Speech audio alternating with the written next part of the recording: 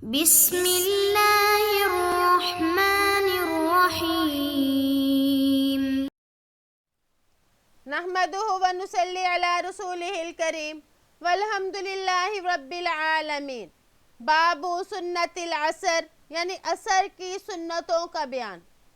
اس باب کے تحت امام نووی رحمہ اللہ آپ صلی اللہ علیہ وآلہ وسلم کی ان احادیث کو لے کر آئیں گے جس میں عصر کی سنتوں کے بارے میں فرمایا۔ عن علی بن ابی طالب رضی اللہ عنہ قال كان النبي صلى الله عليه وسلم يصلي قبل العصر 4 ركعات يفصل بينهن بالتسليم على الملائكة المقربين ومن تبعهم من المسلمين والمؤمنين رواہ الترمذی وقال حدیث حسن۔ حضرت علی بن ابی طالب رضی اللہ عنہ بیان فرماتے ہیں کہ نبی کریم صلی اللہ علیہ وآلہ وسلم عصر کے فرض سے پہلے 4 رکعت پڑھا کرتے تھے اور ان کے درمیان ملائکہ مقربین اور ان کی تابعداری کرنے والے مسلمان اور مومنوں پر سلام پھیرنے کے ساتھ جدائی کرتے۔ تو اس میں فرمایا کہ ملائکہ مقربین اور ان کے تابعداری کرنے والے مسلمانوں اور مومنوں پر آپ سلام پھیرنے کے ساتھ منفصل فرماتے۔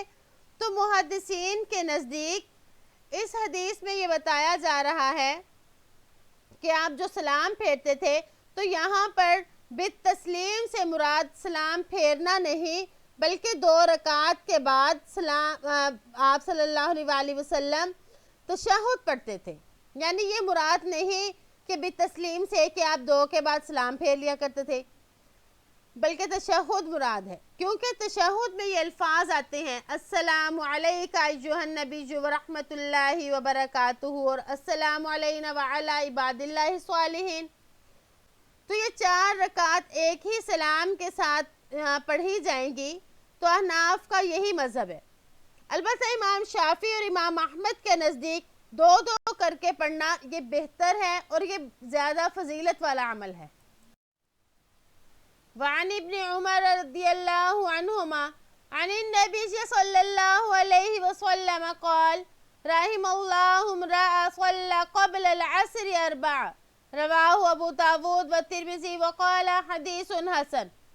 حضرت عبداللہ بن عمر رضی اللہ عنہما سے روایت ہے کہ نبی کریم صلی اللہ علیہ وآلہ وسلم نے ارشاد فرمایا، اللہ جل شانہ اس شخص پر رحم فرمائے جو عصر کی نماز سے پہلے 4 رکعات ادا کرتا ہے۔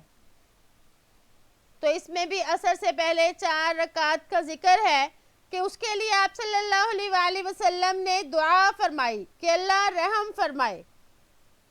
تو حضرت حکیم الامت رحمہ اللہ یہ فرماتے ہیں کہ ان 4 رکعات کی کوئی معین فضیلت بیان کرنے کے بجائے مطلق رحمت کا ذکر اس بات کی دلیل ہے کہ ان کا ثواب اتنا زیادہ ہے کہ وہ بیان میں آ ہی نہیں سکتا۔ تو آپ صلی اللہ علیہ وآلہ وسلم کی جو دعا ہے، دیکھیں کتنی پیاری دعا، رحمت کی دعا ہے۔ تو دیکھیں اس رحمت سے مراد یعنی اللہ تعالیٰ کی تمام اللہ تعالیٰ کی طرف سے جو بھلائیاں ہوتی ہیں وہ اللہ تعالیٰ کی رحمت کے سبب ہی آتی ہیں، یعنی یہ بہت ہی جامع دعا آپ صلی اللہ علیہ وآلہ وسلم نے اس شخص کے لیے فرما دی جو عصر سے پہلے سنتیں پڑھتا ہے۔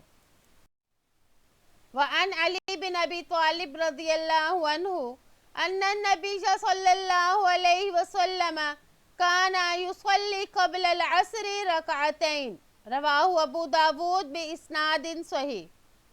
حضرت علی بن ابی طالب رضی اللہ عنہ روایت نقل کرتے ہیں کہ نبی کریم صلی اللہ علیہ وآلہ وسلم عصر کی نماز سے پہلے 2 رکعت ادا فرماتے تھے۔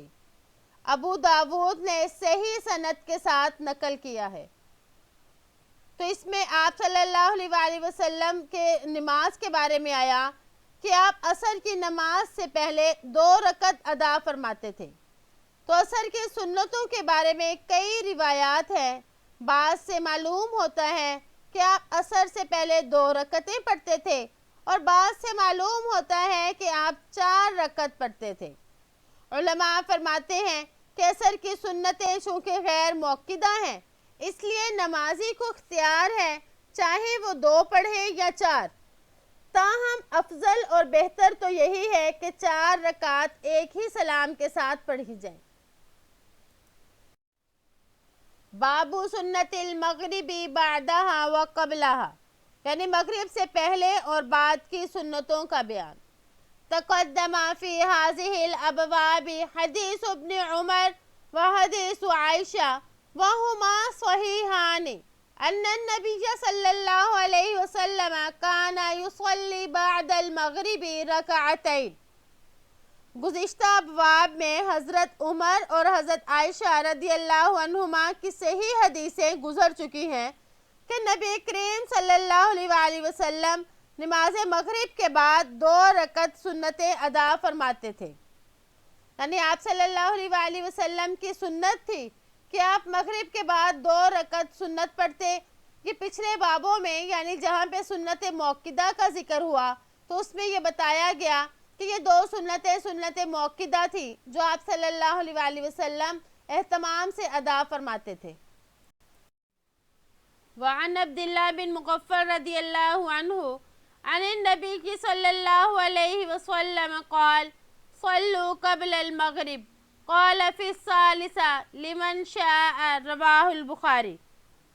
حضرت عبداللہ بن مغفر رضی اللہ عنہ سے روایت ہے کہ نبی کریم صلی اللہ علیہ وآلہ وسلم نے ارشاد فرمایا مغرب سے پہلے نماز پڑھو۔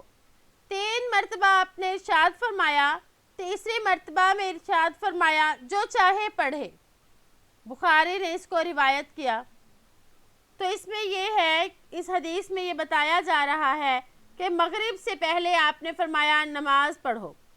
احادیث صحیحہ سے یہ بات ثابت ہے کہ عصر کے بعد مغرب سے پہلے آپ صلی اللہ علیہ وآلہ وسلم نے 2 رکعتیں پڑھی ہیں، اور متعدد احادیث میں عصر کے بعد نماز پڑھنے میں کئی مذاہب میں منع فرمایا گیا۔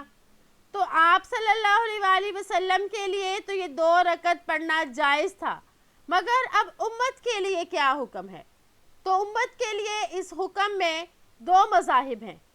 پہلا مذہب امام ابو حنیفہ اور امام مالک کا ہے، ان کے نزدیک عصر کے بعد نفل پڑھنا امت کے لیے مکروہ ہے، اور دوسرا مذہب امام شافعی اور امام احمد رحمہ اللہ کا ہے، ان کے نزدیک امت کے لیے بھی 2 رکعتیں پڑھنا جائز ہے۔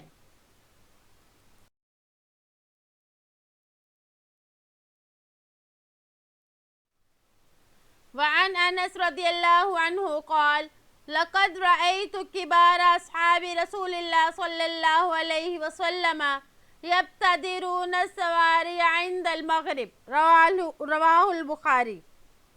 حضرت انس رضی اللہ عنہ سے روایت ہے کہ میں نے آپ صلی اللہ علیہ وآلہ وسلم کے بڑے بڑے صحابہ کو دیکھا کہ وہ مغرب کے وقت مسجد کے ستونوں کی طرف جلدی کرتے تھے، یعنی وہ جلدی کرتے تھے تاکہ وہ جلدی سے 2 رکعت نماز پڑھ لیں۔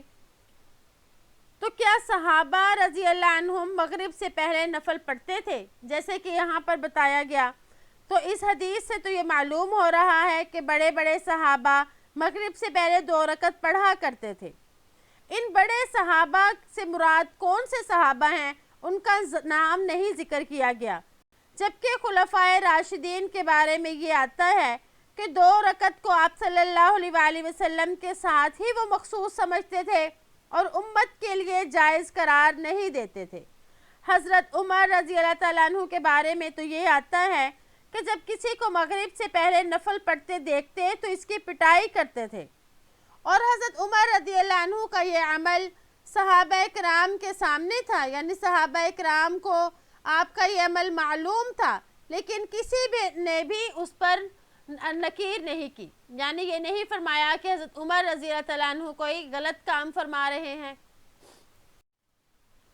وعنہ رضی اللہ عنہ قال كنا نصلي على عهد رسول الله صلى الله عليه وسلم ركعتين بعد غروب الشمس قبل المغرب، فقيل أكان رسول الله صلى الله عليه وسلم صلاهما؟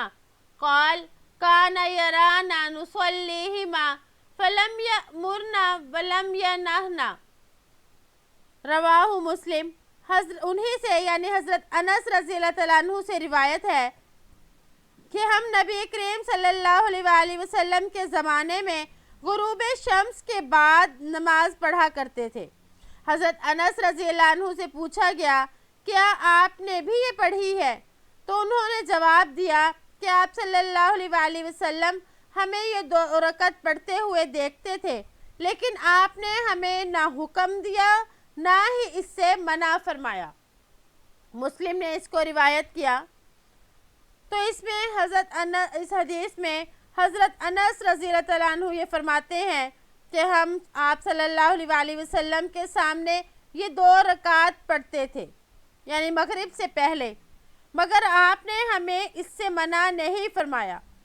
تو اس کو محدثین کی اصطلاح میں حدیث تقریری کہتے ہیں کہ نبی کے سامنے کوئی عمل کیا جائے، وہ منع نہ کرے تو یہ بھی عمل جائز ہوگا۔ تو اس سے معلوم ہوا کہ مغرب سے پہلے 2 رکعت پڑھنا جائز ہے۔ تو جن حضرات کے نزدیک جیسے امام ابو حنیفہ رحمہ اللہ کے نزدیک جائز نہیں، تو وہ اس کا یہ جواب دیتے ہیں کہ ابتداءً تو یہ نماز جائز تھی مگر بعد میں اس کا پڑھنا چھوڑ دیا گیا، لہٰذا اب اگر کوئی مغرب سے پہلے پڑھے گا تو اب یہ مکروہ ہے، کیونکہ آپ صلی اللہ علیہ وآلہ وسلم کے زمانے میں ہی بعد میں اس کو چھڑا دیا گیا۔ وعنہ قال كنا بالمدینة فإذا أذن المؤذن لصلاة المغرب ابتدروا الصواري فركعوا ركعتين حتى إن الرجل الغريب لا يدخل المسجد فيحسب أن الصلاة قد صليت من كثرة من يصليهما۔ انہی سے یعنی حضرت انس رضی اللہ عنہ سے روایت ہے کہ ہم مدینے میں تھے کہ مؤذن نے مغرب کی نماز کے لیے اذان دی تو لوگوں نے ستونوں کی طرف جلدی کی اور 2 رکعتیں ادا کی، یہاں تک کہ کوئی اجنبی آدمی مسجد میں آتا تو ان 2 رکعت پڑھنے والوں کی کثرت کی وجہ سے وہ گمان کرتا کہ فرض نماز پڑھی جا چکی ہے اور لوگ بعد میں سنتیں پڑھ رہے ہیں۔ تو مغرب سے پہلے نفل پڑھ سکتے ہیں یا نہیں؟ تو اس حدیث کے بارے میں ملا علی قاری رحمہ اللہ وہ یہ فرماتے ہیں کہ آپ صلی اللہ علیہ وآلہ وسلم عموماً مغرب کی نماز جلدی پڑھاتے تھے۔ اگر یہ 2 رکعت پڑھی جائے تو جماعت میں تاخیر ہو جائے گی، اس لیے یہ 2 رکعت پڑھنا درست نہیں ہے۔ اور حدیث کا مطلب یہ ہو سکتا ہے کہ بعض لوگوں نے یہ طریقہ اختیار کیا ہو کہ مغرب کی اذان کے فوری بعد جلدی سے 2 رکعت پڑھ لی، جس کو حضرت انس رضی اللہ عنہ نے اس حدیث میں نقل فرمایا۔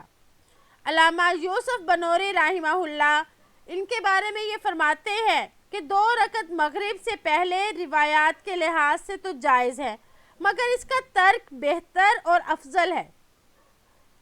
وہ اس بہتر اور افضل ہونے کو 2 وجوہ سے بیان فرماتے ہیں۔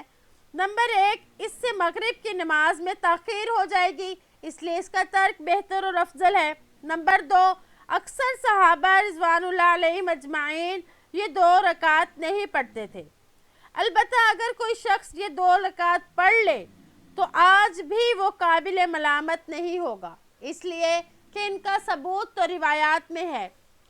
تو اللہ تعالیٰ سے دعا ہے کہ اللہ پاک ہمیں تمام نمازیں آپ صلی اللہ علیہ وآلہ وسلم کی سنتوں کے مطابق پڑھنے کی توفیق عطا فرمائے، اور جس طرح فرائض ہم پڑھتے ہیں اسی طرح ہم سنت اور نوافل کا بھی اہتمام کریں۔